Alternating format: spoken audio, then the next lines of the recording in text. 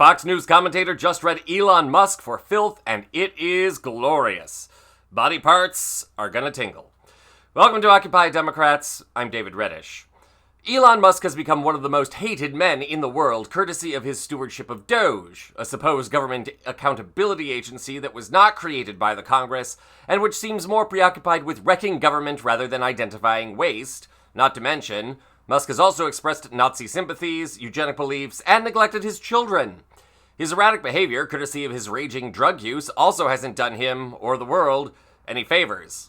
And now it looks like it's all crashing down on him. The past 2 months have seen Musk dominating the headlines with all the aforementioned stupidity, including letting a group of 20-something and teenage employees, one of whom is an avowed racist, another of whom prefers to go by the name Big Balls, and we can only guess why his balls are inflated. Elon has let his gremlins have access to the most sensitive of government records. Bear in mind that neither he nor his team of winged monkeys ever underwent any kind of background check, and several of his team have links to Russian hackers and cyber criminals. What could go wrong? Musk's tenure leeching off Donald Trump's backside has cost him billions. The stock price of his company Tesla has plunged by more than a third in 2 months, and opinion polls worldwide find that the public has an overwhelmingly negative opinion of him. Protests have also erupted all over the world at Tesla dealerships. For more information on all of this, check out our other videos. Musk's latest setback saw him spend more than $100 million to try and elect a conservative Supreme Court judge in Wisconsin. That included offering money in exchange for potential votes. Where I come from, we call that buying an election, and it is illegal. Musk is currently suing Wisconsin over certain business laws, which goes a long way toward explaining his investment in the election. And it backfired. Here's what Fox News analyst Jessica Tarlov had to say about the situation yesterday during the election itself. Take a look. What was a surprise, though, was hearing Elon Musk, who is in Wisconsin because he's trying to buy an election there for a Supreme Court seat. And he's saying, we're the Soros operatives, but we're basically at Musk operative level. So he's the biggest donor by far and away, nearly $20 million given. And there's a chart that you can all Google and pull up, and it shows the other people who've donated. The Democrats down there at the bottom of it with, a couple $1 million that they've thrown in there versus Musk. And what he's not telling people is that he's in the process of suing to overturn a Wisconsin law that prevents Tesla from operating and owning dealerships there in Wisconsin. They only allow third parties to be the ones that are operating them, not the auto manufacturers themselves. So it's about his own interest, which is the same thing as getting more of these government contracts. And everything that he's accusing the other side of doing, he's actually doing himself.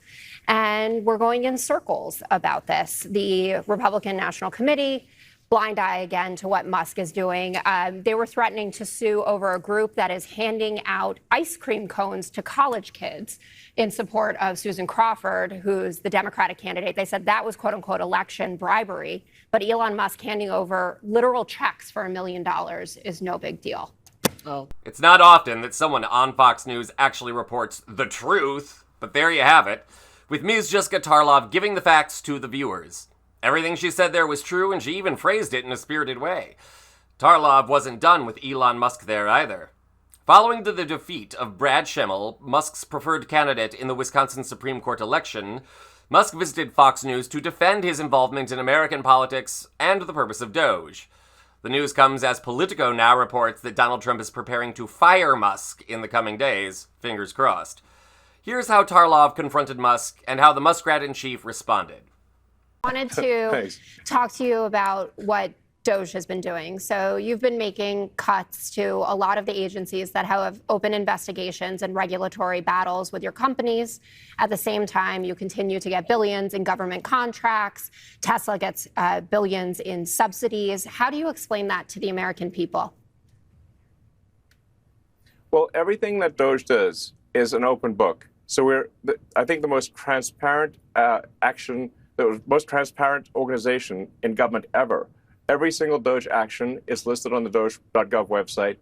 It's also listed on the X handle. So if anyone has a concern about any one of those actions, they can bring that up, they can raise that. And I do want to say, sometimes we make a mistake. Nobody bats 1,000. We will at times make a mistake, but we'll act very quickly to correct it. I am under such an extreme spotlight, so much scrutiny, that it's literally impossible for me to get away with anything nefarious. And obviously, nor do I wish to. So this is a case where we have radical transparency. We're actually willing to admit that we do make mistakes. Often people are not willing to admit they make mistakes, but we are. But we want to emphasize we fix them quickly, and we're trying to do the right thing for the American taxpayer, for the American people. And I think history will be the judge that what we've done here and what we're doing is a very good thing for the strength and future of America. And where I come from, we call that reading for filth. Bravo, Jessica Tarlov. That woman doesn't get enough credit for her work since she's constantly overshadowed by Fox's right-wing propaganda. And she is absolutely right here. And Elon is panicking. She's also not suffering his gaslighting. The Doge accountability page has been constantly riddled with errors. Musk is offering no insight into what he and his team are actually doing in these various agencies, and Musk isn't admitting mistakes. The court system is pushing back against his illegal firings and actions. That's the source of his backtracking. And no, Elon, Doge is not doing anything great for America. What you're trying to do is cripple government agencies in hopes that you can expand your government contracts. In essence, privatize the government in the name of your own power and profits. And it is not going to work. In fact, I'd be surprised if Elon doesn't get personally sued for his illegal actions in the next few years, further costing him money and clout and further damaging his businesses. Musk talks about hope for the future and the good of America there, but the only hope coming out of this mess, the only good for America, is that Elon Musk's coup is finally coming crashing down in a glorious wreck. And the world sees beyond his wannabe image as a modern-day Thomas Edison. He's just another grifter in an administration of grifters. Elon, maybe it's time you step down from your companies, take your money, and go spend some time with your family. Your kids might hate you less if you actually tried to be a father to them. Actually, no. They probably wouldn't. For Occupy Democrats, I'm David Reddish. Remember, you can connect with me on Instagram, or you can support me by connecting with me on Ko-Fi. Follow the social media links below. Thank you as always for watching, and take care.